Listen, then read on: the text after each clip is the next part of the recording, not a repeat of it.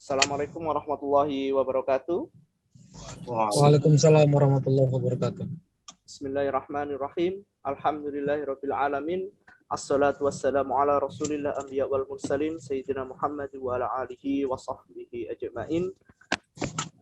Puji syukur kehadirat Allah Subhanahu wa taala yang telah memberikan kita kesehatan sehingga dapat hadir pada kajian malam hari ini dalam kondisi sehat walafiat. Salawat serta salam marilah kita limpahkan kepada junjungan kita Rasulullah Muhammad sallallahu alaihi wasallam, karena atas kerja keras beliau dan jasa beliaulah kita semua dapat menikmati indahnya dinul Islam ini hingga saat ini. Semoga kelak di yaumil akhir nanti kita mendapatkan syafaat. Amin amin amin ya rabbal alamin. Baiklah, agar kajian malam hari ini lebih berkah, kita mulai dengan bacaan basmalah bersama. Bismillahirrahmanirrahim. Kemudian kita lanjutkan dengan mendengarkan lantunan ayat suci Al-Quran yang insya Allah akan dibacakan oleh Bli Hamdan Muzayyin. Assalamualaikum Bli Hamdan. Waalaikumsalam warahmatullahi wabarakatuh. Silahkan Bli Hamdan. Assalamualaikum warahmatullahi wabarakatuh.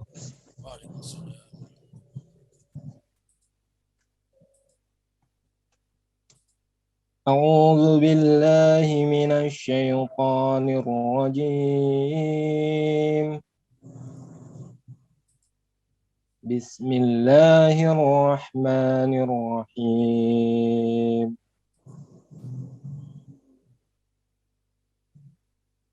Ya ayyuhalladzina amanu kutiba alaikumus siyam kama kutiba alal ladzina min qablikum la'allakum tattaqun. Ayyaman ma'dudat. فمن كان منكم مريضا أو على سفر فعدة من أيام أخر وعلى الذين يطيقونه فدية طعام مسكين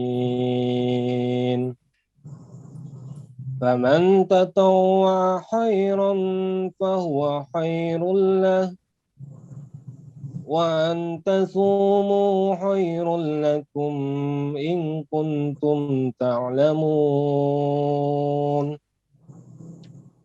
شهر رمضان الذي أنزل فيه القرآن هدى للناس وبينات من الهدى والفرقان فمن شهد منكم الشهر فليصم ومن كان مريضا أو على سفر فعدة من أيام أخر يريد الله بكم اليسر ولا يريد بكم العسر ولتكملوا العدة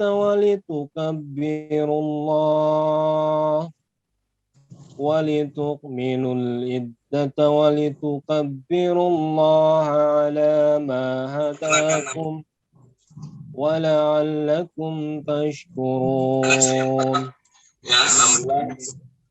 وإذا سألك عبادي أني فإني قريب أجيب دعوة الداع إذا دعان فليستجيبوا لي وليؤمنوا بي لعلهم يرشدون.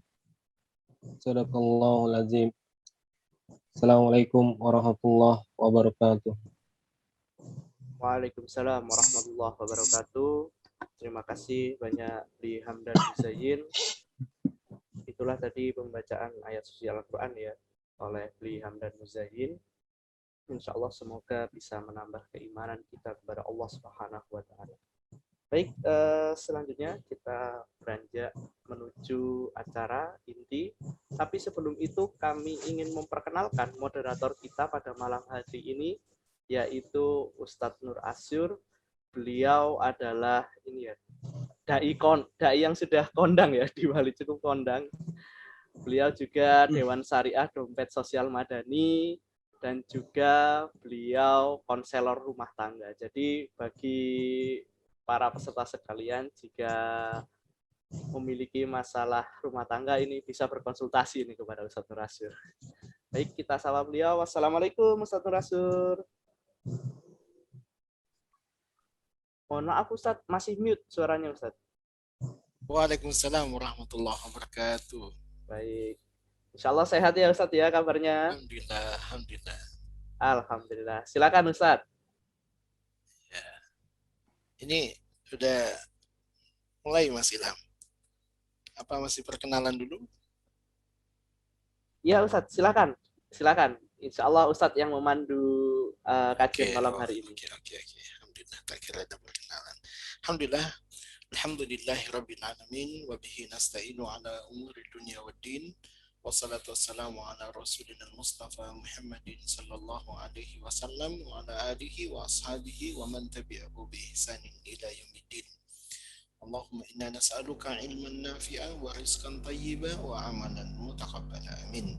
Alhamdulillah, sahabatku semuanya, terutama Ustazun Al-Kiram, Ustaz kita, Ustaz Randi Saputra, alhamdulillah bisa bergabung pada malam ini. Kaifa hal ya Ustaz? Gimana kabarnya Ustaz? Alhamdulillah. Khair Ustaz, terima kasih Ustaz. Alhamdulillah. Alhamdulillah.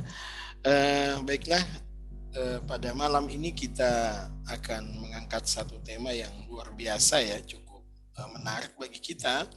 Apabila kita lihat dan kita evaluasi Ramadan yang sudah kita lalui bersama, kadang-kadang kurang makna dan kurang ruhnya. Padahal dalam sejarah Ramadan ini banyak sekali sukses kita dapatkan dalam setiap episode perjuangan Rasulullah. Ada perang Badar, menangnya di saat Ramadan, ada Fathu Mekah, dan ada perang Tabuk dan lain-lain sebagainya, peperangan.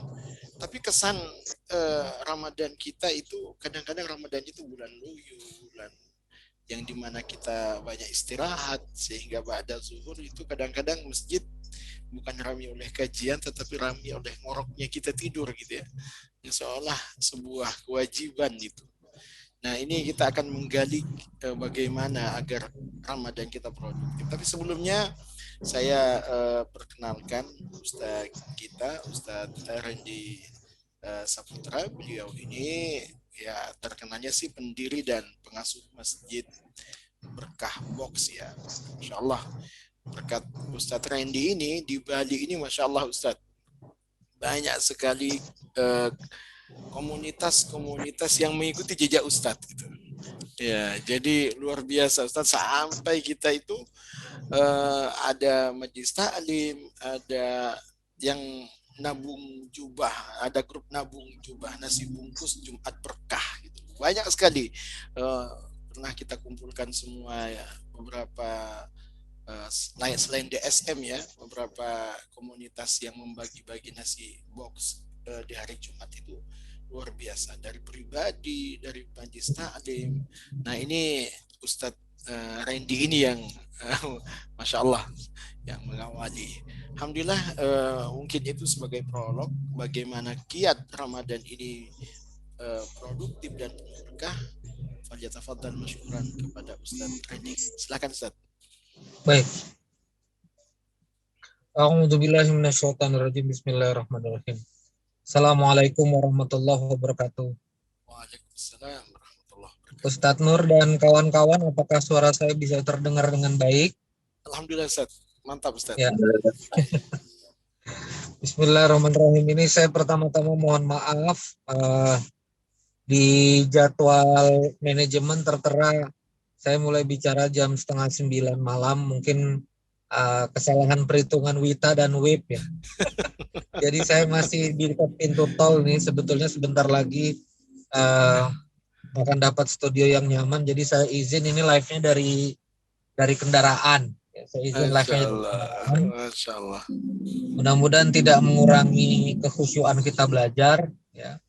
Dan mudah-mudahan juga yang penting ini adalah faedah dan manfaatnya insya Allah. Suara terdengar baik, visual terdengar baik, dan kemudian alhamdulillah alhamdulillah juga. Gimana suara Pak Usmadi? Jelas? Pak Usmadi tadi tulisannya tidak jelas, gimana? Apakah suara sudah jelas, sudah clear? Oh, suara jelas ya Ibu Indah ya. Berarti Pak Usmadi mungkin jaringan Pak. Ibu Indah jelas ini. Ustadz Nur juga jelas ya. Sangat jelas Ustadz, mantap. Sangat jelas. Oke, baik. Saya berpatokan pada Ustadz Nur ya. Baik. Alhamdulillahirabbil alamin. Allahumma shalli ala sayyidina Muhammad wa ala ali sayyidina Muhammad. Rabbi shrah li sadri wa yassir li amri wahlul 'uqdatam min lisani yafqahu qawli. Rabbi anzilni munzalan mubarakan wa anta khairul munzilin. Sadaqallahul adzim.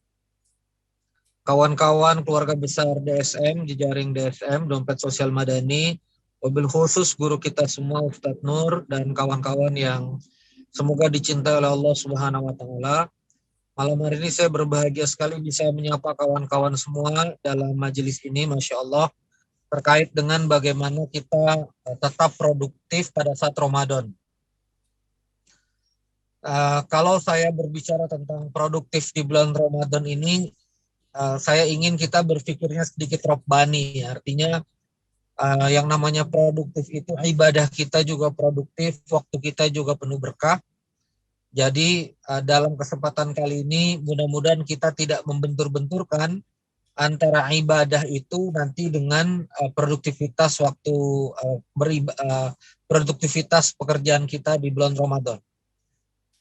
Salah satu tafsir ayat yang kemudian jarang dibahas terkait dengan ayat puasa ini adalah ayaman ma'dudat.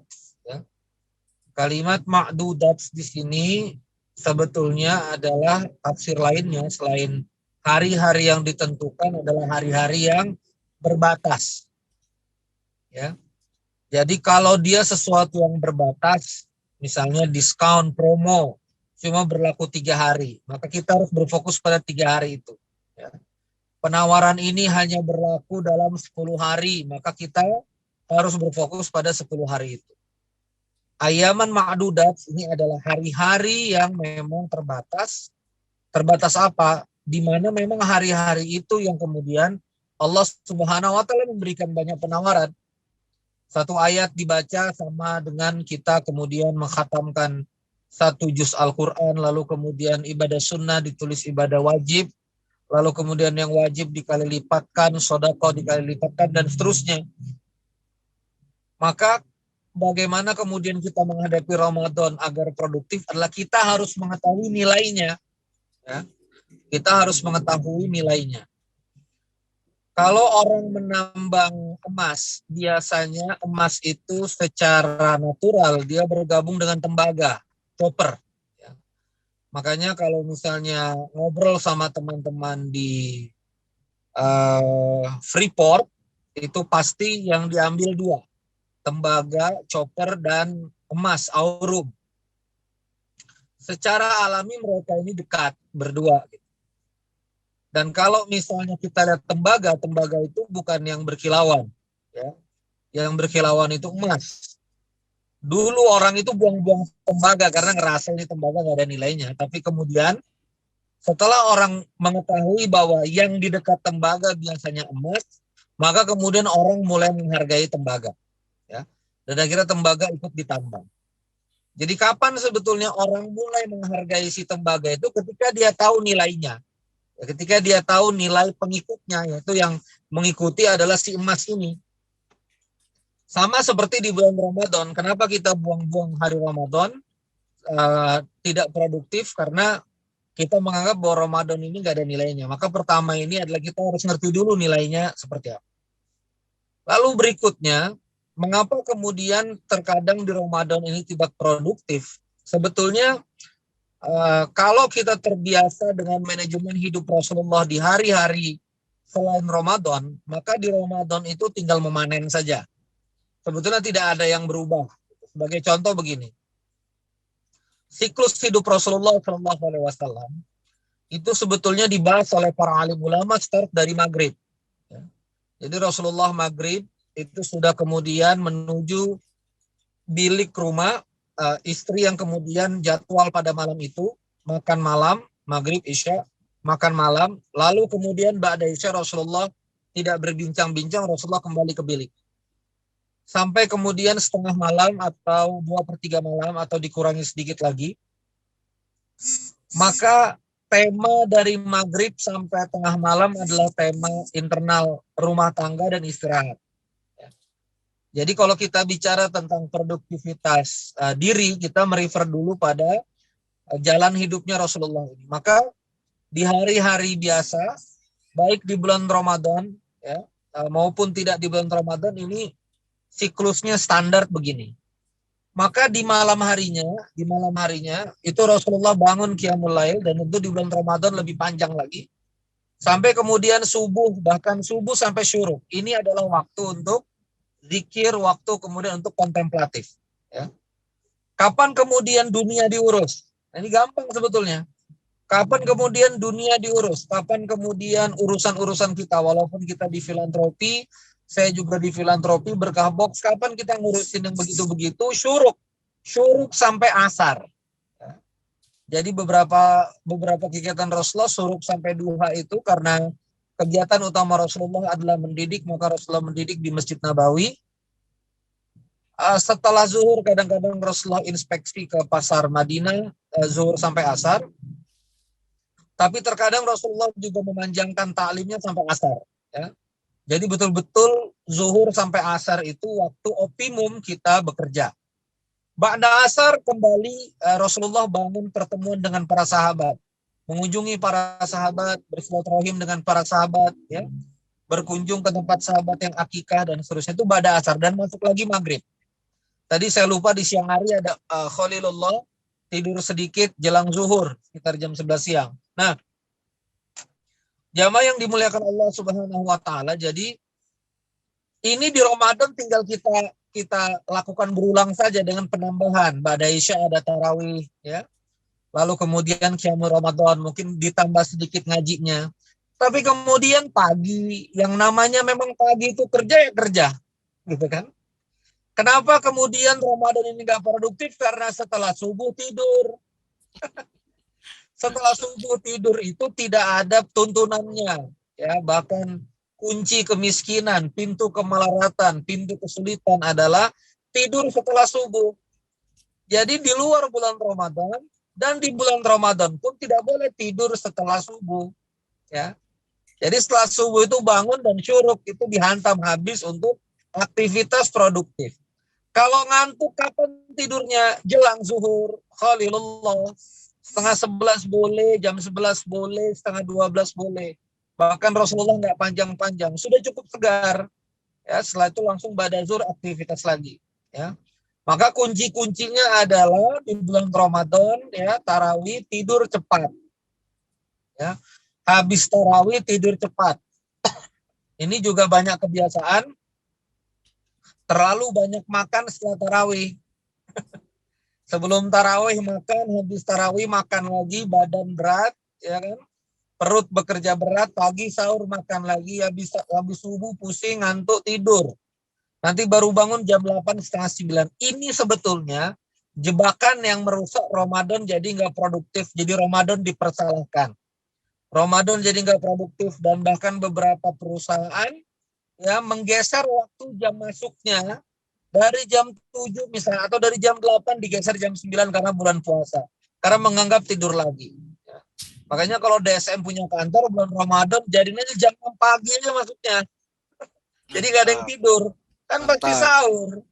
Pasti sahur, kalau subuh udah jam 6.30 morning briefing, tapi asar pulangin. Gitu loh. Atau 14.30 break. Itu yang benar. Ya. Jadi jam kerja produktif kita itu segera pulang, awali kerja dari pagi, itu konsep. Jadi di bulan Ramadan ini bukan berarti siang harinya itu nggak produktif, siang harinya itu tidak produktif dan seterusnya. Nah, saya punya catatan di Asyur Awakhir. Asyur Awakhir 10 hari bulan Ramadan. Disitulah Rasulullah Shallallahu Alaihi Wasallam malam dan siang itu pun di masjid bertahan selama 10 hari. Itu sunnah. Jadi kalau misalnya kita mau jadi mu'takifin ya, iktikaf yang benar, ya kita kalau merujuk pada Rasulullah ya malam dan siangnya di masjid. Ini adalah fikih uzlah kita sebagai umat Islam, terutama laki-laki bertahan di masjid 10 hari. Ya maka kalau memang kita merefer ini, dicutikan saja 10 hari terakhir. Ya saya punya kebijakan di organisasi 10 hari terakhir, dicutikan saja. Ini memang yang rapat lembaga filantropi ini ya, 10 hari terakhir masih kenceng operasional, zakat fitrah dan seterusnya. Maka bisa disiasati kemungkinan beroperasinya di masjid ya. Jadi masih dihitung iktikaf. Nah, ini kita harus siasati nih, ya. Jadi tetap produktif, tetap iktikaf ya, di 10 hari terakhir. Nah, maka kawan-kawan sekalian, dari standar kita memahami bulan Ramadan ini, kita akan menemukan beberapa prestasi-prestasi besar itu terjadi di bulan Ramadan. Sebagai contoh perang Fatu Mekah. Ya. Kalau kita lihat Fatu Mekah ini rada unik karena dia terjadi di bulan Ramadan dan kemudian respon Bani Hawazin dan Bani Thaqif yang akhirnya nanti jadi perang Hunain itu terjadi di Syawal. Ya, 6 Syawal berangkat, 10 Syawal asar terjadi perang besar di Hunain. Ya, terjadi perang besar di Hunain. Ini adalah bukti bahwa memang Fatu Mekah itu terjadi di Ramadan. Ya. Dan kalau kita lihat di bulan Ramadan itu, Fatu Mekah itu Masya Allah 10.000 pasukan. Ya. Marching dari Madinah ke Mekah. Dalam perjalanan ada yang meriwayatkan 7, ada yang meriwayatkan 10. Itu jarak tempuhan kurang lebih 400 km Madinah ke Mekah. Ya. Dan itu terjadi di bulan Ramadan. Jadi pencapaian-pencapaian yang luar biasa besar itu tereksekusinya di bulan Ramadan. Ya, bulan Ramadan di Fatu Mekah terjadi 8 Hijriah. Nah, mudah-mudahan dengan pola-pola pemahaman seperti ini kita jadi lebih semangat ya, menghadapi Ramadan untuk tidak beralasan. Tidak beralasan malas-malas, tidak beralasan lemes-lemes, karena kalau sikap hidup dan jadwal hidupnya kita ikuti dengan benar, harusnya kita enggak keteteran gitu ya. Saran saya beraktivitas pagi-pagi sekali ya. Jangan tidur, paksa bergerak, akhirkanlah kerja secepatnya.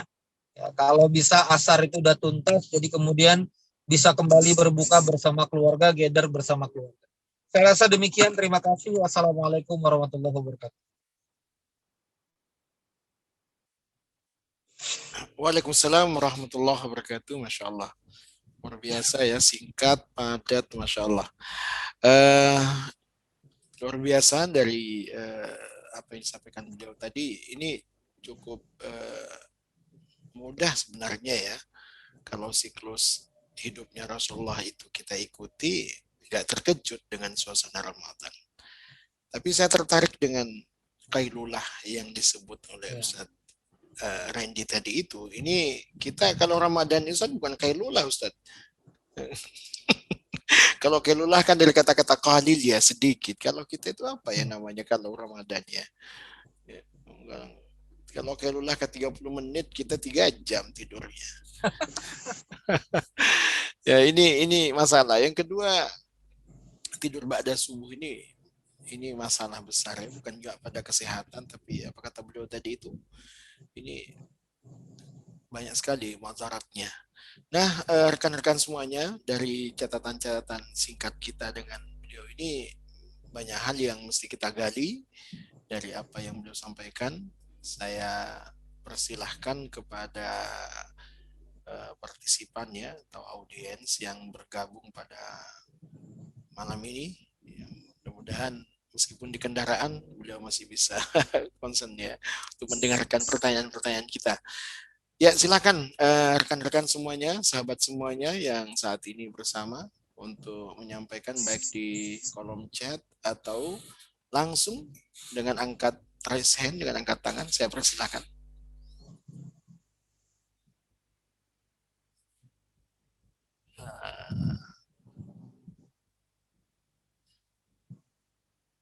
Ya, mungkin sebelum Andi, silakan.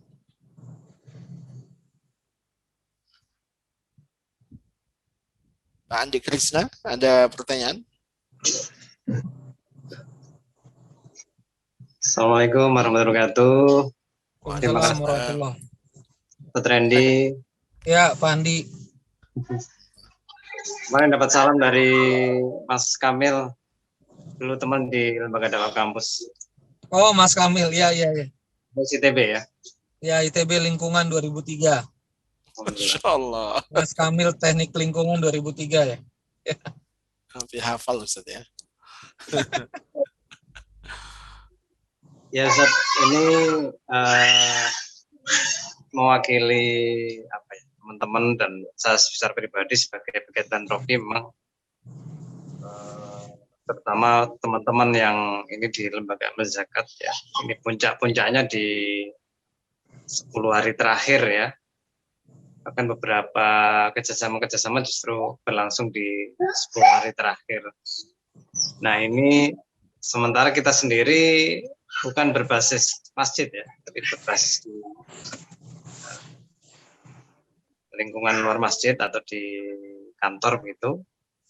Nah ini juga teman-teman sebagian juga mesti ke lapangan dan sebagainya,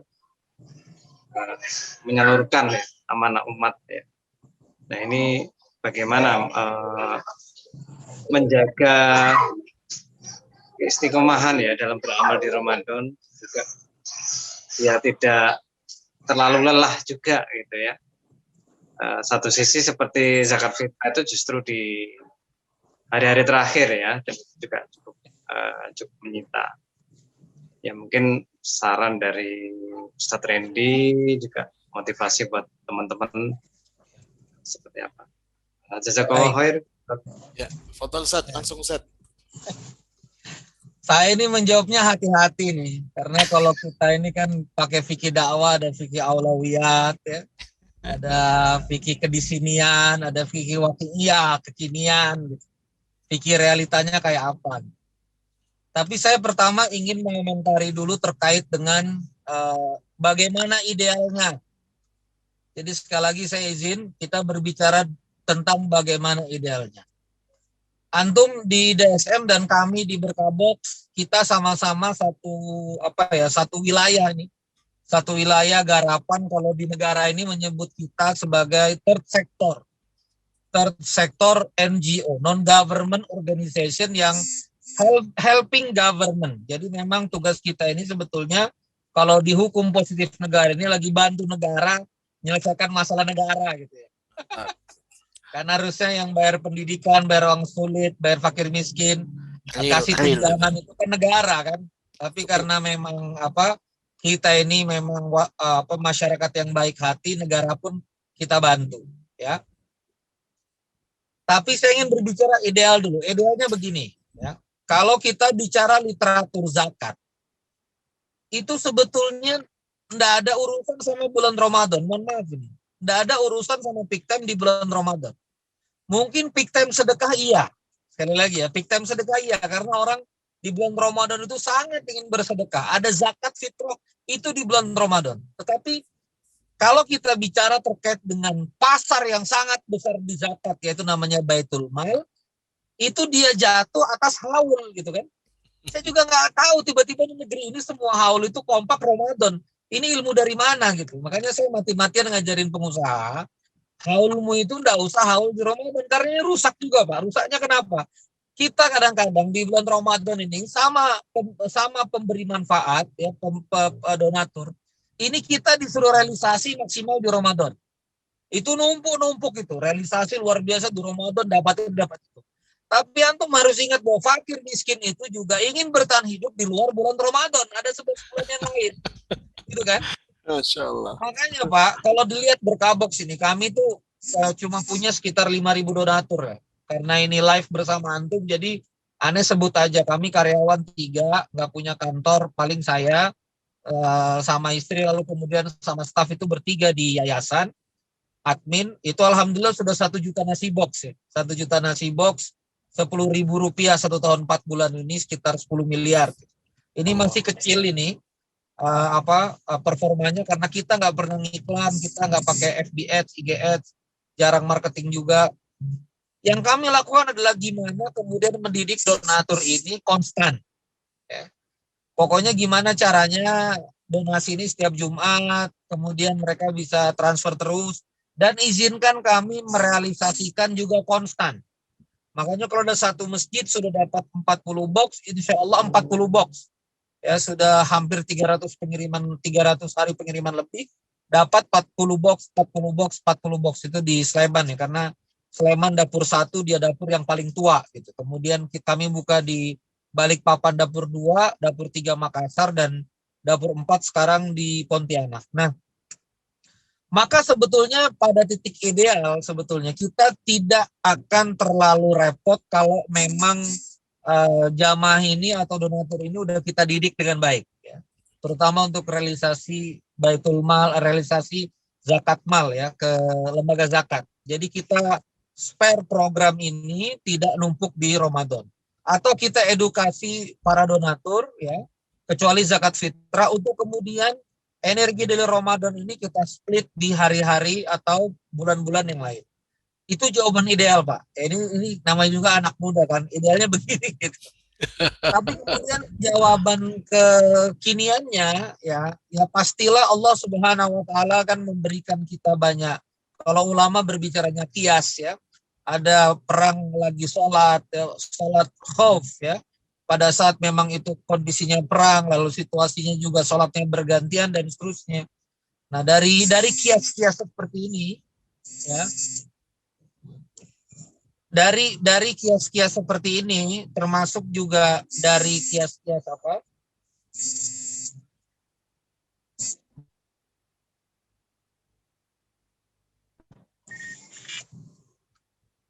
Ya, halo. Jadi dari kias-kias seperti ini, maka yang harus dilakukan kawan-kawan sekalian juga salah satunya adalah memposisikan diri kita pada kebertanggungjawaban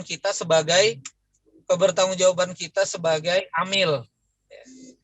Makanya kan dalam zakat itu ada performasi amil. Apa itu performasi amil? Performasi amil itu artinya kita itu punya tanggung jawab untuk melaksanakan tugas tertentu. Ya, punya tanggung jawab untuk melaksanakan tugas tertentu. Jadi karena kita punya tanggung jawab untuk melaksanakan tugas tertentu, nah disitulah kita kemudian memahami bahwa alangkah baiknya, nah itu dia, alangkah baiknya kita juga memilih kemudian juga menyelamatkan kesemangat umat ini untuk kemudian memberikan energi donasi ziswafnya. Jadi jangan sampai kemudian tanpa melihat kanan, kiri, depan, belakang, lalu kemudian langsung hantam promo ya. Lalu kemudian hantam, ini kami lagi 10 hari terakhir, kami udah nggak lain lagi tutup. Ini juga gawat gitu ya. Karena saya ngerti banget, soalnya donatur kita ini kan kadang-kadang mepet-mepet di akhir-akhir ya. Kadang-kadang disamakan dengan waktu mereka bagi THR gitu. Jadi Masya Allah, ini memang ujian kita juga sebagai bagian dari masyarakat gitu. Gimana caranya kita bisa melayani teman-teman. Thank you, makasih Pak. Ya, Mas Andi, itu yang disampaikan. Tapi gini Ustaz, biasanya donatur ini bukan fokus ke haul dan nisabnya, tetapi seperti yang disampaikan Ustaz Randy tadi, itu amalan sunnah aja dinilai wajib. Maka mereka berpikir kalau kita ngeluarin zakat, infak dan sedekah ketika Ramadan, maka pahalanya ini melebihi daripada sebelum-sebelumnya meskipun belum nyampe haulnya. Tapi Masya Allah ya, kalau haulnya belum nyampe dikeluarkan zakatnya, ini masih bagus. Tapi kalau sampai lewat haulnya baru nunggu Ramadan, ini gimana nih Ustaz? Pemikiran fadilah Ramadan ketika dia sedekah sehingga tidak diperhatikan lagi haul dan nisabnya itu. Saya cukup mendalami terkait dengan zakat mal ini dalam beberapa kaidah mazhab ya. Karena sebetulnya Pak, kalau kita edukasi dengan benar, ini saya cerita pengalaman pribadi ke teman-teman DSM ya. Mungkin DSM yang bisa ngeksekusi ini, karena jujur Berkabox nggak UPZ Pak.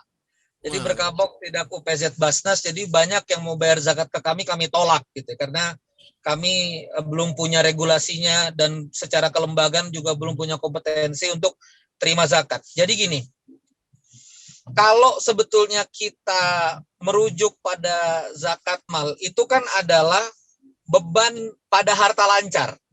Jadi harta kena zakat itu kan, mohon maaf ya, saya jadi ngajarin begini ini menggarami lautan sebetulnya. Pak izin ya Ustaz, kawan-kawan ya. Jadi yang kena beban zakat itu kan uang cash, piutang akun receivable, dan inventory yang diperdagangkan. Dalam istilah syariat mubasyarah bai'ah. Jadi barang yang diperdagangkan bisa jadi cash lagi, dikurang dengan hutang dagang.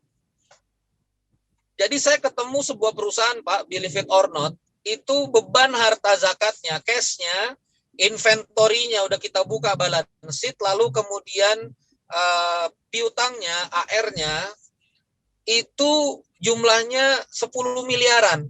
Anggaplah 10 miliar gitu ya. Kalau nggak salah 10 miliar lebih gitu. Itu 2,5% ya Pak, berapa? 250 juta. Tahu nggak cara dia bayar zakat? Dia bilang kayak gini, Ustadz, saya kan cuma ambil 20 juta tiap bulan, kata dia. Saya udah banyak ditopang operasional sama kantor, jadi untuk kehidupan pribadi saya 20 juta. Jadi 20 juta ini saya cukup bayar 2,5% dong, kata dia gitu. 10%-nya 2 juta, saya cukup bayar 500.000. Karena kemudian dia pakai logika zakat profesi. Nah ini sebetulnya ya gimana ya?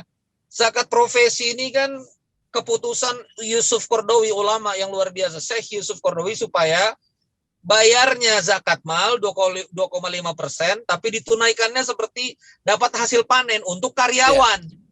Nggak tahu kenapa ini pengusaha ini pakai zakat profesi ini. Dia cuma ambil gaji 20 juta, dia bayar 500.000. Saya bilang ini kewajiban zakat antum ini 250 juta. Lalu saya keluarkan hadis Aisyah.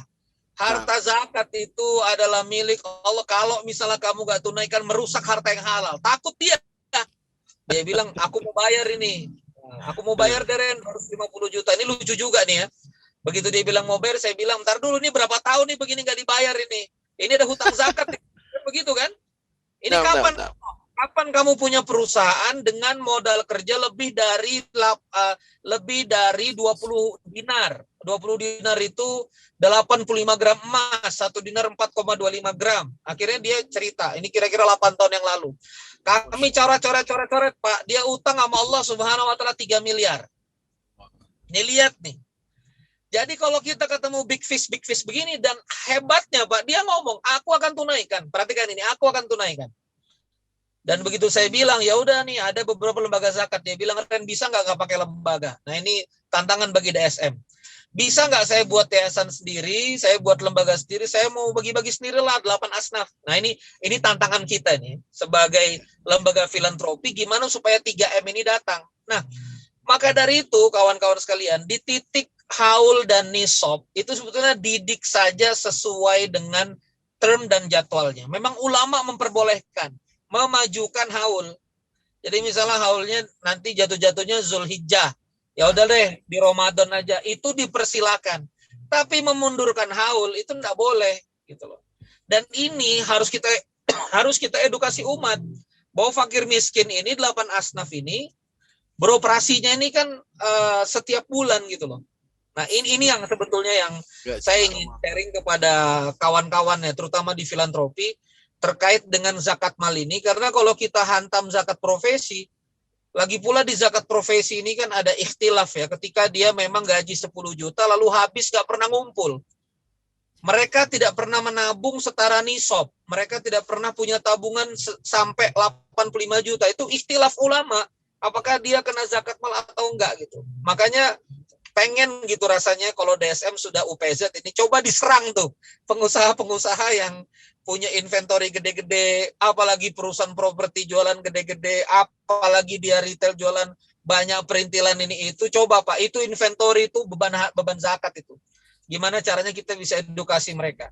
1 miliar 25 juta, 10 miliar 250 juta. Ya kan? 100 miliar inventory dia, bahkan piutang loh sama pelanggan itu. Itu piutang itu, harta milkun nafas milik dia. Nah, itu bebannya masih dia itu. Nah, jadi kalau begini-begini kita edukasi kan mantap juga. DSM kan satu akun 2,5 M lah gitu. Masya Allah. Nah, ini. Jadi kan kalau misalnya banyak akun-akun gede, harapannya kan 10 hari terakhir bisa cuti gitu. Udah tutup ya, bisa lumayan lebih tenang gitu loh Pak. Yeah. Gitu, Masya Allah, tabarakallah. Begitu kurang lebih. Makasih nih. Masya Allah. Luar biasa Ustadz. Ini pemikiran baru nih Ustadz. Ini peluang baru dan yang harus dikejar ini. Peluang-peluang seperti ini. Afwan Ustadz, Anda izin ini ada dari partisipan yang mau bertanya di kolom chat. Ustadz Pak Nur Saleh ini ya. Izin bertanya Ustadz, kami ini buka rumah makan. Nah, ramenya saat jam buka puasa sampai akhir tarawih. Akhirnya ibadah tarawih tertunda. Apa strategi? Apakah strategi tutup di bulan Ramadan ini pilihan terbaik jika kondisinya seperti itu?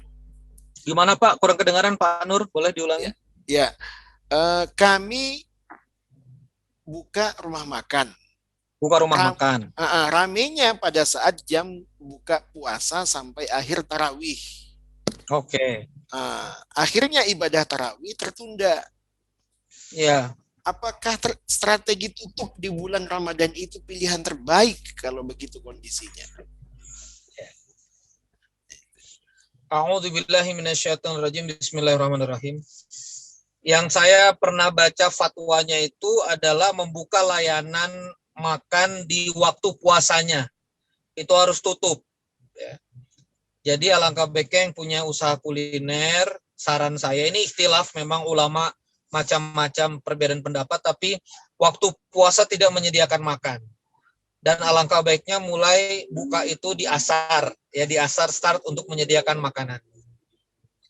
Bagaimanapun kan kuliner ini kan kebutuhan kaum muslimin, ayahanda, ibunda. Jadi jangan ditinggal. Jadi saya malah tidak mereferensikan untuk ditutup. Karyawan tetap bergantian sholat maghrib, sholat isya. Karena saya juga basisnya kuliner. Kami juga ada operasi kuliner. Silakan karyawan basis maghrib, isya, maghrib itu bergantian sholat boleh. Nah, terkait dengan tarawih ini, sebetulnya hukum asal tarawih itu adalah qiyamul Ramadan. Ya. Qiyamul Ramadan artinya dia adalah memang untuk aktivitas qiyamul lail di malam hari untuk menghidupkan malam. Jadi tidak dilakukan langsung ba'da isya juga boleh. Ba'da isya ini sunnahnya khulafaur rasyidin. Dan itu memang dipersilakan kita itiba, ya, itiba boleh. Maka dari itu kalau memang lewat tarawih itu tidak fatal. Ya, jadi banyak orang Indonesia ini, aduh nggak tarawih itu fatal banget rasanya, itu enggak. Gitu ya. Jadi malah kalau misalnya habis Anda udah bersih-bersih karyawan, nah diajak kemudian sholat tarawih sebelum tidur sampai witir boleh, gitu ya. Bahkan kalau misalnya karyawan ya takut lelah tidur kebablasan, boleh malam hari misalnya close tutup jam 11, lalu kemudian bersih-bersih diri, sholat dulu 8 rakaat, surat pendek-pendek, tutup witir, itu fadilah yang luar biasa. Ya. Dan saya rasa itu bisa disistem dengan baik. Gitu. Jadi bahwa setelah Isya ini masih melayani, terus masih hektik, terus, nah itu tidak menjadi dosa yang sangat besar gitu sehingga jadi kepikiran gitu, rasanya nggak harus begitu. Thank you, makasih. Ini senyum-senyum nih Ustaz Nur Saleh ini. Ini kayaknya malah mundur jam 10 tutupnya nih. Jangan ditutup Pak, nanti kalau ditutup market kita diambil orang lain. Oh, mantap. Iya kan semua orang pengen buka puasa. Kaum muslimin pengen buka puasa. Saya punya slogan, kaum muslimin ini every Muslim buying something, but not every Muslim selling something. Gitu. Jadi kita Masya semua Allah. beli sesuatu. Tapi pertanyaannya beli ke siapa? Nah kalau bapak warungnya tutup, ini kaum muslimin ini uangnya lari ke orang lain. Jadi Ya jangan Allah. ditutup Pak. Buka terus support, buka gitu. Kecuali di waktu siang harinya kan, kita nggak support makan siapa-siapa, silakan tutup gitu. Bahkan kalau bisa beroperasi sampai sahur, buka aja nggak apa-apa itu. Sekalian aja jadi ngaji kitab itu kan, begadang itu masih boleh itu. Katanya sih Sahur. bahasa halalan thayyiban mubarakan itu Ustaz, kalau halalan kan memang jelas ya, tidak tercampur dengan sesuatu yang haram. Kalau thayyib itu kualitas makannya. Katanya kalau mubarakah ini ketika kita fanatik bisnisnya sesama muslim Ustaz. Apa betul Ya. itu tafsiran mubarakah itu begitu Ustaz? Ya kalau kita ngelihat tafsir berkah kan ayahanda selama dia bertambah-tambah kebaikan, bertambah-tambah ketaatan bagi kita itu mubarokan juga lah, ya kan. Nah, jadi kalau bertransaksi sama Yahudi dan Nasrani pun selama itu halal transaksinya ya kita di tahun-tahun etapa 5 Hijriah, 4 Hijriah itu kaum muslimin juga dagang di pasarnya Bani Koinuko, orang Yahudi. Kita juga jual beli dengan Yahudi di Madinah itu fine-fine aja. Sampai kemudian kita bikin pasar Manakhoh, ya kan, lalu kemudian masuk surah Bani Nadir itu pengusiran dan akhirnya nanti jadi Khaybar, peristiwa Khaybar itu kan pengkhianatan mereka sendiri gitu loh. Tapi kita itu terbuka aja Pak, boleh-boleh aja gitu, transaksi gede-gede sama itu selama memang itu halal, baik, toyib, yang diperdagangkan juga baik, itu terbuka, boleh dipersilakan. Masya Allah. Ini di Bali ini kondisinya begitu Ustaz. Apalagi kita pegiat wisata kan memang lebih banyak transaksi dengan Iya, apalagi nggak apa-apa itu. Malah Malah sekarang fatwanya nih semua turis ini uangnya harus ke Anda semua gitu kan. mantap. Bawa uang dari Jepang, bawa uang dari Eropa gitu kan. Apalagi kalau sudah Desember itu kan, kalau teman-teman saya di Perth, di Melbourne katanya bule Australia itu apalagi hard workernya, yang workernya lari semua ke pasar. Oke. Nah, itu kan Desember itu musim panas itu. Nah, jadi kalau terorema salju itu kan belahan utara kan. Jadi Santa Claus Desember enggak ada di Perth sama Melbourne itu, karena enggak ada salju, musim panas itu semuanya lari ke Kuta. Nah itu dia itu. Uangnya mesti Anda tarik yang halal-halal kan. Dia butuh apa, transport apa, selama memang halal, transaksi itu harus kita sikat dengan baik. Harus diselesaikan dengan baik. Masya Allah, Masya Allah.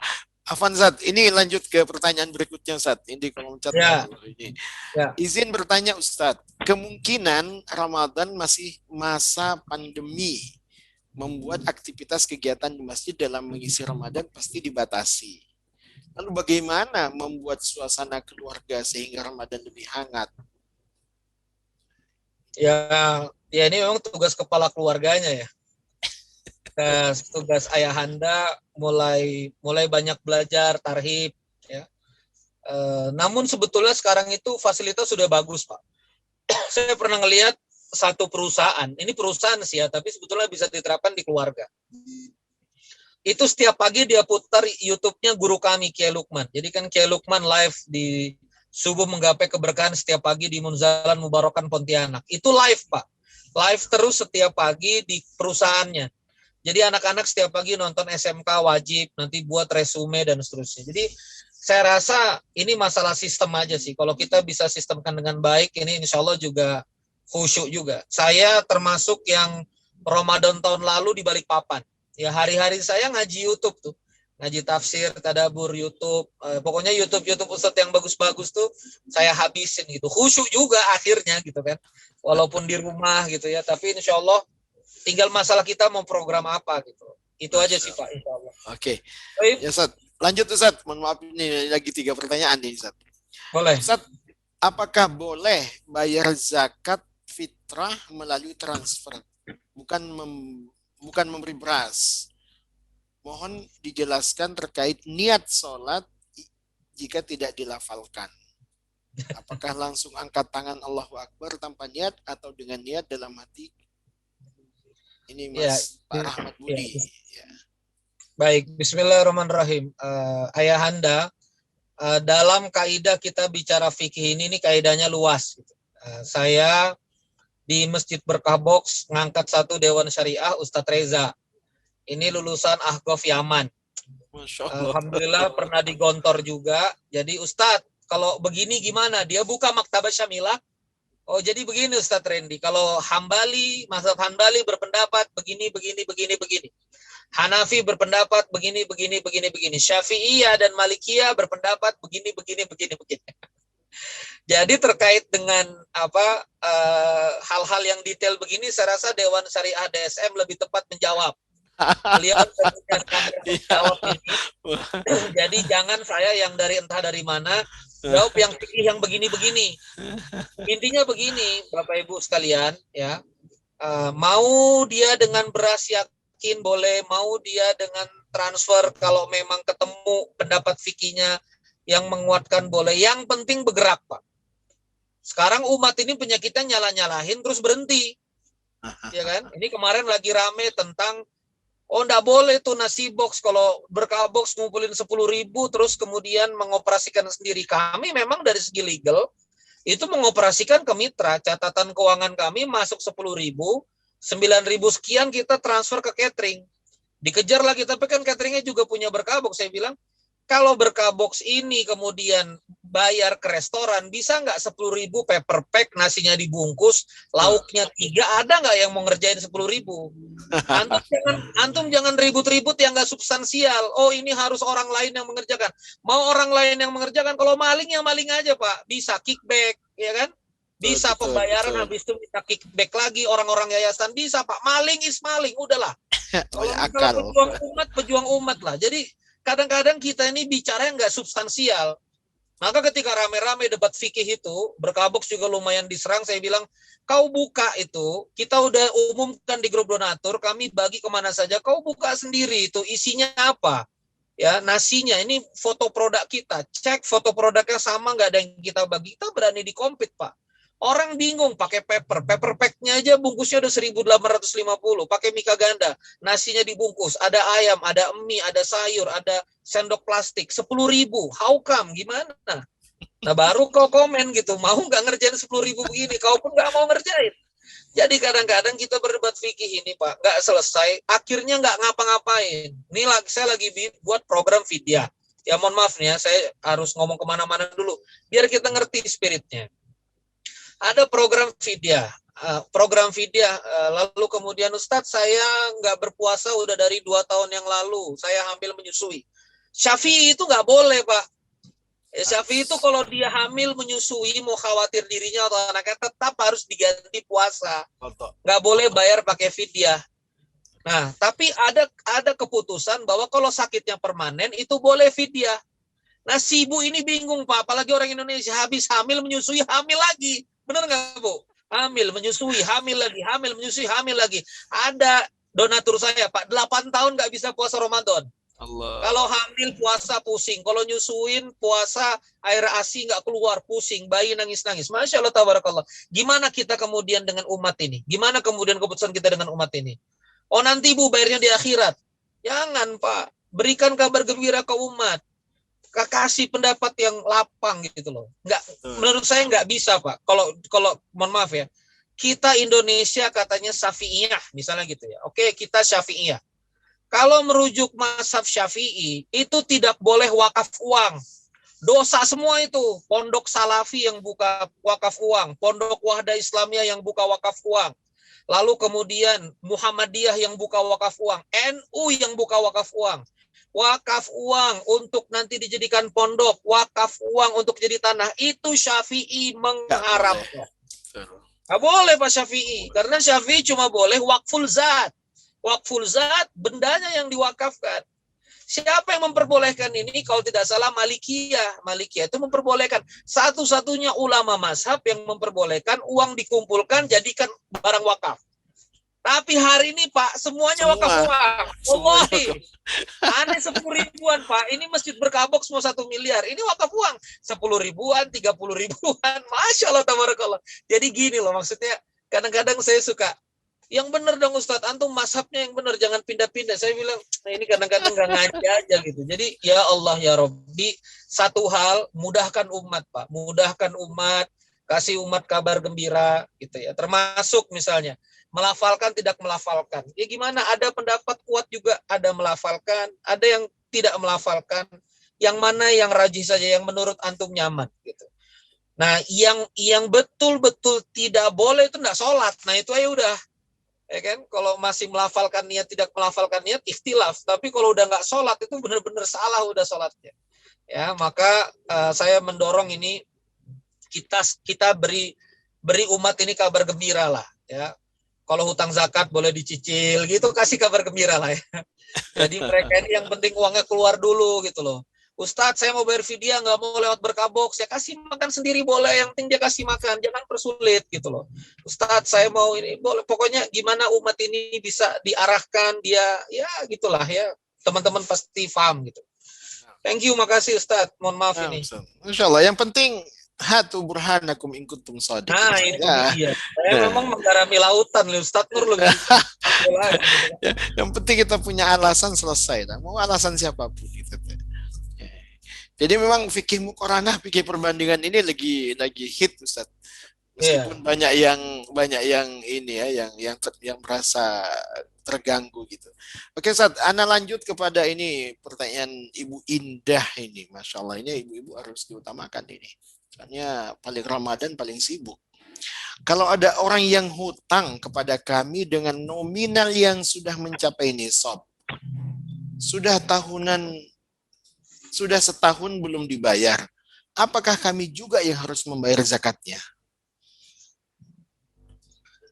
Keputusan alim ulama terkait hal itu, ya Bu, ibu yang bayar, tetapi boleh dibayarkan saat hutangnya cair. Jadi misalnya 100 juta nisab, ya kan? Nanti 100 juta lewat setahun, berarti udah 2,5 juta tuh. Lewat lagi. Maka nanti kalau sudah cair 100 juta sesuai nilainya, oh ini 4 tahun. Maka dikeluarkan itu performasinya, dan dia kan progresif ya. Yang pertama 2,5% dari tetap terus ya, nggak progresif ya. Jadi 2,5 ya keluarkan 10-nya. Nah, terkait dengan hutang piutang ini, kalau saya boleh usul ini, polanya begini, Bu. Yang pertama, hutang piutang ini terjadi karena apa dulu, ya kan?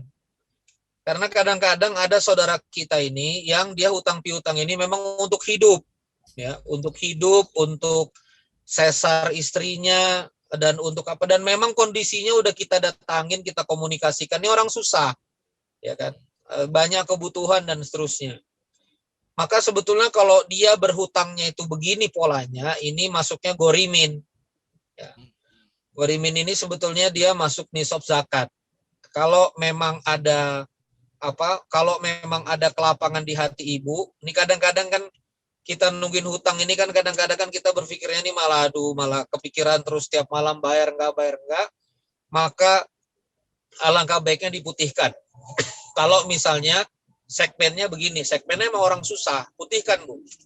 Karena memutihkan hutang bagi saudara kita yang memang sulit, itu sebetulnya memutihkan beban kita juga gitu loh. Kalau dalam istilah bisnis psikologi disebut dengan unfinished business, disebut dengan burden ya, living burden gitu. Jadi kalau kita sebetulnya nunggu piutang itu living burden juga. Nah, kalau memang itu terjadi misalnya karena aktivitas bisnis, maka beri waktu pada penangguhan dan biarkan dia punya tempo sendiri gimana cara kemudian mencicilnya. Ya. Nah, jadi memang Bu, kalau misalnya diakatkan AR, maksudnya kamu punya piutang sama saya, itu memang hak zakatnya masih di kita karena milkun nafas ya, itu kita. Nah, tinggal ulama mempersilakan bayarnya saat cair. Ya. Nah, berarti memang kalau dihitung-hitung, kalau ini udah berpuluh-puluh tahun habis memang itu Bu ya. Begitu nanti cair, udah langsung habis itu. Endingnya di 80 juta. Begitu 80 juta nggak ada zakat.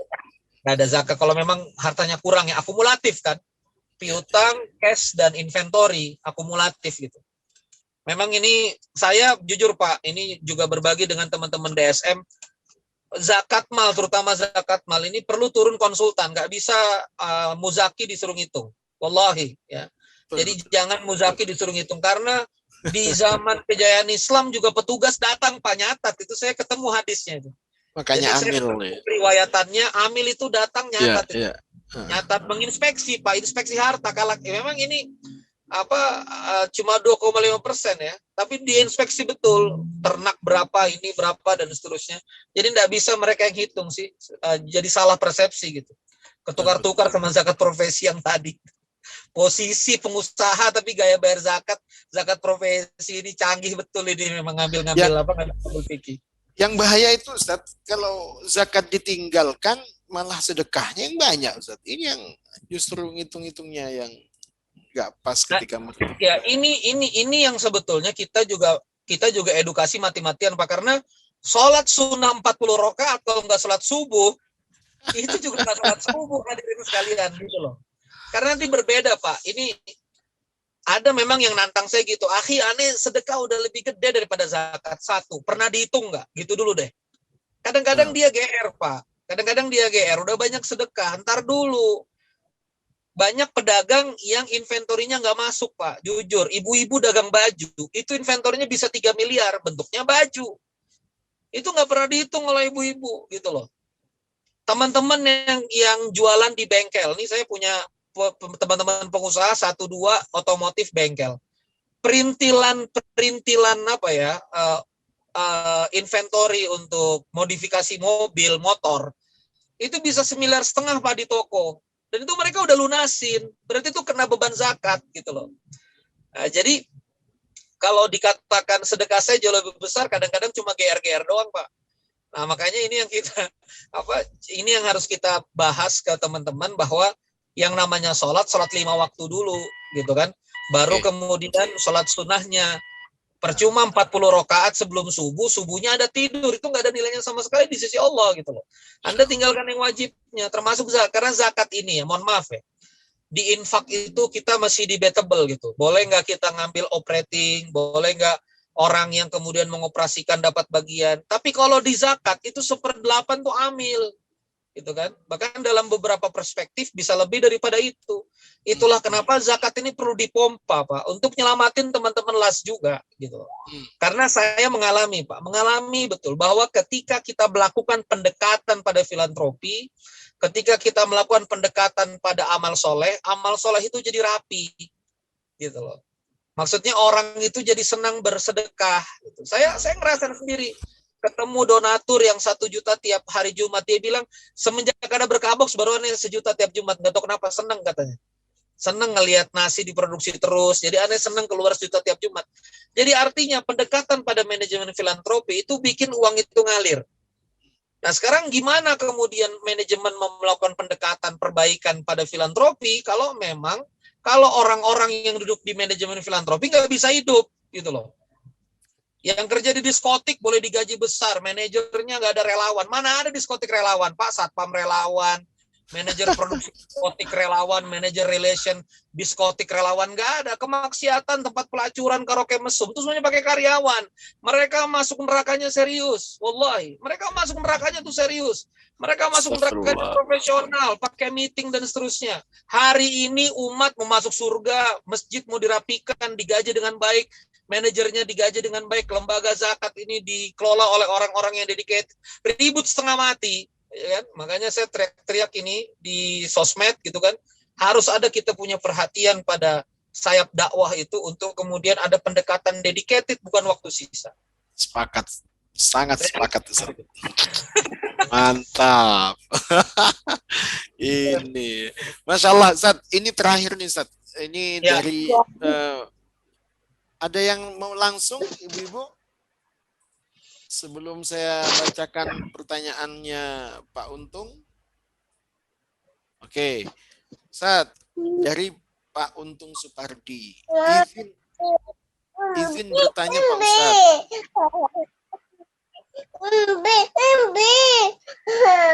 Ya, gimana Pak? Oh, sebentar Ustaz. Ini ada gangguan. Oke. Izin bertanya Pak Ustadz, kebetulan saya dari KPP Madya Denpasar, ini kantor pajak Ustadz ya. Mohon penjelasan, idealnya produktivitas di Ramadan itu yang bagaimana? Apakah meningkatkan bekerja lebih keras untuk memperoleh penerimaan dari target? Padahal ketika bekerja lebih keras, di sisi lain akan merepotkan wajib pajak. Meskipun berdasarkan pengawasan dan pemeriksaan dari kantor, memang wajib pajak tersebut ditemukan bukti harus ada tambahan pembayaran. Nah, di sisi pandangan wajib pajak, mereka barangkali malah merasa terzolimi dengan itu. Itu gimana, Ustaz? Yang kedua, apakah arti produktivitas bisa diartikan satu paket, yaitu kebiasaan baik meningkat, namun kebiasaan buruk semakin ditinggal. Namun jika kebiasaan baik naik, tapi kebiasaan buruk tidak ditinggalkan, dapat dimaknai produktivitas tetap tidak meningkat alias tidak move. Jadi itu pertanyaannya Ustaz. Fadhal Ustaz. Saya jawab pertanyaan yang mudah dulu ya.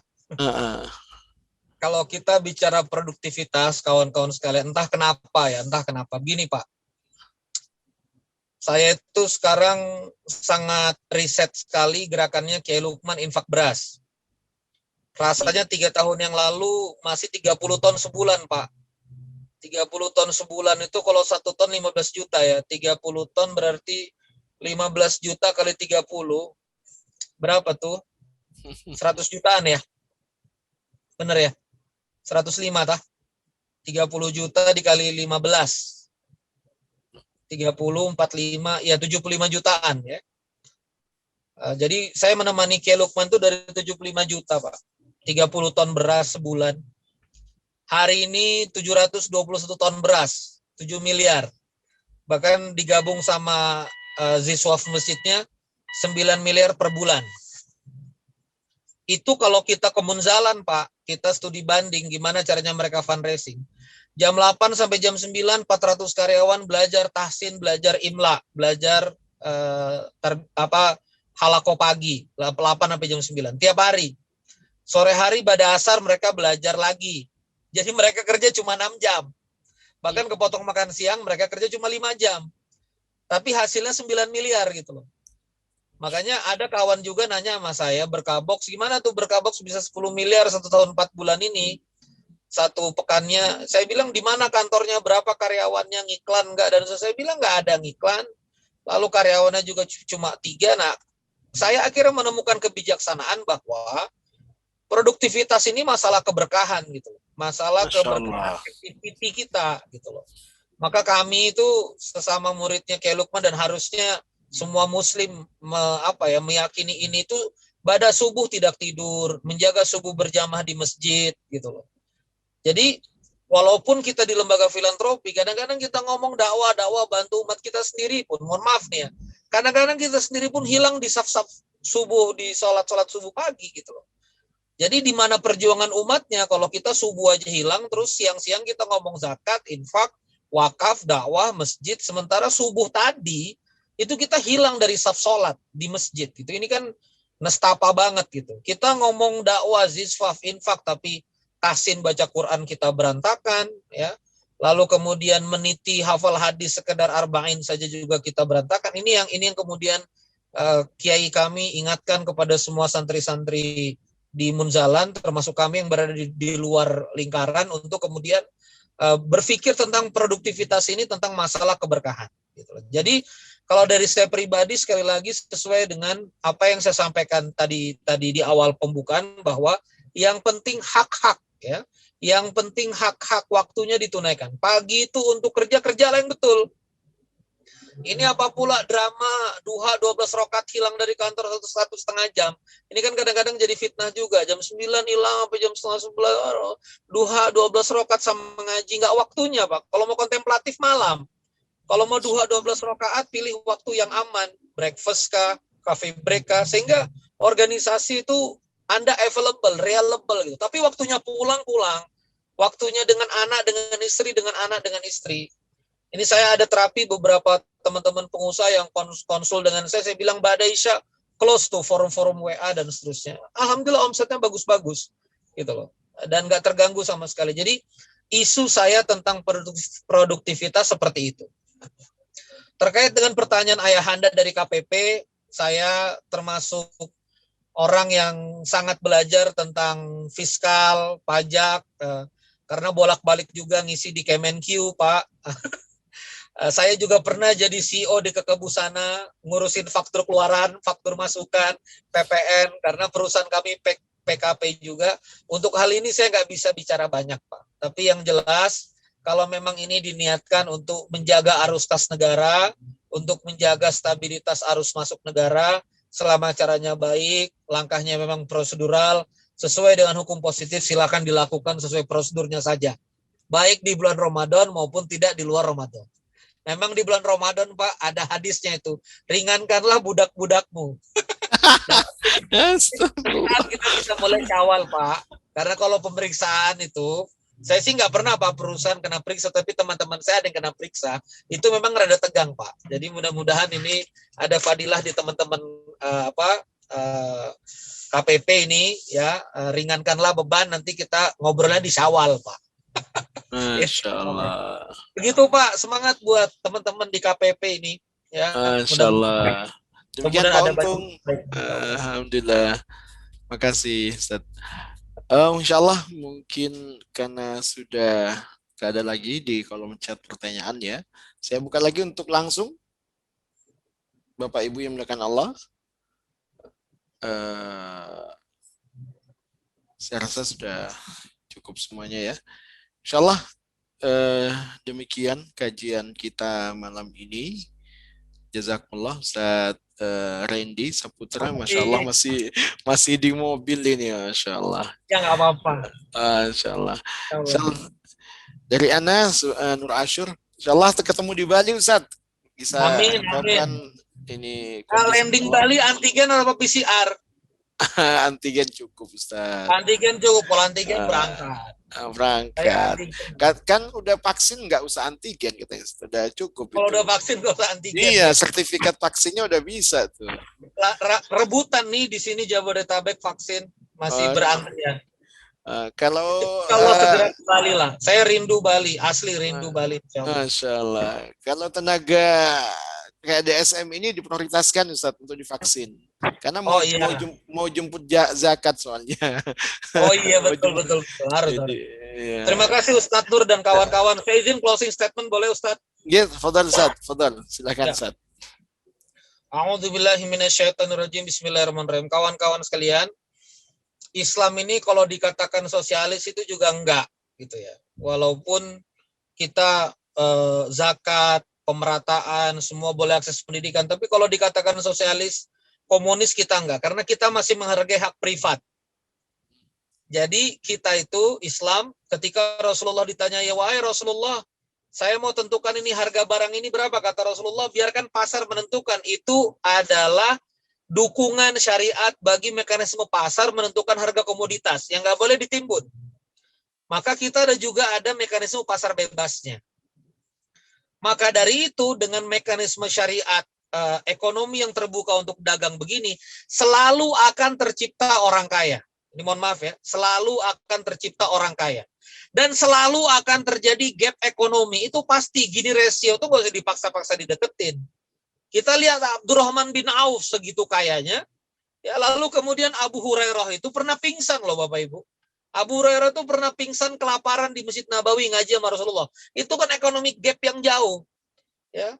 Talha bin Ubaidillah punya sampai ratusan ribu dirham, sementara Ibnu Abbas ya masih ngaji di Masjid Nabawi gitu. Jadi ekonomi gap itu pasti akan terjadi. Nah, yang membedakan generasi sahabat itu adalah baitul malnya. Nah, itu artinya kitanya nih, lembaga filantropinya ini, pompanya sehat. Jadi memompa dari energi berlebih itu ke ruang yang kekurangan, ini sehat gitu loh. Makanya saya ketika masuk Berkabuk, saya paling menentang kalau kami dibilang filantropi ini minta-minta. Nggak minta-minta, kita ini pompa. Karena kalau nggak ada kita, ini kekayaan ini akan terus menjurang, Pak. Ya, jadi teman-teman, ini jihad kita untuk memompa yang lebih-lebih ini untuk kita tarik di bawah. Ya, 2,5% dari 100 miliar mengendap harta kena zakat. Itu 2,5 M, itu haknya fakir miskin. Itu tugas kita mengkomunikasikan. Susah Ustadz, ya memang susah, makanya antum dapat bagian amil, gitu loh, ya. Jangan ngeluh aja susah berat apa segala macam, tapi mau bagian ini kan repot ini. Ya, Astagfirullah. saya benar-benar ini teman-teman ya, mumpung lagi saya terekam aja sekalian DSM ini kita punya tanggung jawab untuk nih nyedot ini mompa ini energi berlebih ini untuk orang miskin. Coba lihat di YouTube, kok bisa dia beli belanja tas 300 juta itu? 300 juta dikelola dompet sosial madani. Wah, jungkir balik kita bikin program itu setahun tuh 300 juta. Sunatan sana sini, bagi sembako sana sini. Kok bisa dia beli tas 2,5 M? Kok bisa ada orang kaya bisa untuk baut motor modifikasi 7.500.000. Ini berarti salah kita, Pak. Salah bapak-bapak, salah teman-teman, salah saya yang tidak bisa mengkomunikasikan. Ini salah kita ini. It's about communication ini kita kepada masyarakat untuk memompa arus uang ini untuk kita. Maka istiqomah dompet sosial madani, ya, we are on the right track, ya. Tadi saya barusan dari Sukabumi, ponpesnya Ustadz Kiai Sandi Nopiadi, 20 hektar, Pak. Anak yatim 200 orang bisa makan gratis, sekolah gratis tiap hari, Masya Allah, tabarakallah. Punya peternakan, domba, agro, eduwisata, dan seterusnya. Kami punya kesimpulan sederhana. Artinya kita ini sekarang kekurangan pompanya, kekurangan baitul malnya, kekurangan lembaga filantropinya untuk nyedot ini. Karena nggak bisa, Pak. Randy Saputra cuma bisa kelola 5.000 ya sekarang. Munzalan Mubarakan itu 9 miliar per bulan, itu 200.000 database-nya. Konon cuma 150.000. Umat Islam ini 170 juta, Pak. Jadi saya malah senang sekali bisa berbagi dengan DSM. Malah saya sekarang kerjanya keliling-keliling lembaga filantropi, ngasih beberapa ilmu riset yang kita dapatkan. Komunikasinya begini, grup donatur WA-nya begini, supaya mereka transfer terus begini. Dan nanti mudah-mudahan saya juga bisa hadir di Bali untuk sama-sama nanti kita majuin sama-sama DSM ini. Ustadz Nur dan kawan-kawan, terima kasih. Bismillah, semoga kita ketemu dalam pertumbuhan kebaikan. Bahagia sekali bisa menyapa teman-teman DSM. Wassalamualaikum warahmatullahi wabarakatuh. Waalaikumsalam warahmatullahi wabarakatuh. Jazakumullah, jazakallah khair katsiran Ustadz Randy, Masya Allah. Luar biasa ilmu beliau ini. InsyaAllah kita tunggu kehadiran beliau di Bali, insyaAllah. Demikian akhi fillah izakumullah, kajian kita pada malam ini. Mudah-mudahan ini kali pertama ya untuk menjelang Ramadan ini kita sharing terkait dengan produktivitas kita di bulan Ramadan. Demikian saya serahkan kembali ke MC Mas Ilham dan Allah wa iyyakum ajmain. Aku qouli hadza astaghfirullah wa lakum. Assalamualaikum warahmatullahi wabarakatuh. Waalaikumsalam warahmatullahi wabarakatuh. Terima kasih banyak Ustadz Nur Asur sudah memoderatori kajian pada malam hari ini. Kami ucapkan terima kasih juga kepada Ustadz Randy Saputra yang sudah begitu banyak membagikan ilmunya kepada kita malam hari ini, dari mulai produktivitas hingga permasalahan-permasalahan yang akan kita hadapi selama Ramadan nanti. Baik, saya ucapkan terima kasih juga kepada para peserta yang sudah hadir dari awal tadi 8:30 malam hingga saat ini tetap setia bersama kami. Kami memohon maaf apabila selama penyelenggaraan kajian malam hari ini ada kekurangan, baik yang kami sadari maupun tidak. Semoga kita bisa terus menjalin silaturahim dalam kebaikan ini. Amin, amin, amin, ya rabbal alamin. Baiklah, kita akhiri bersama dengan bacaan hamdalah. Alhamdulillahirabbil alamin.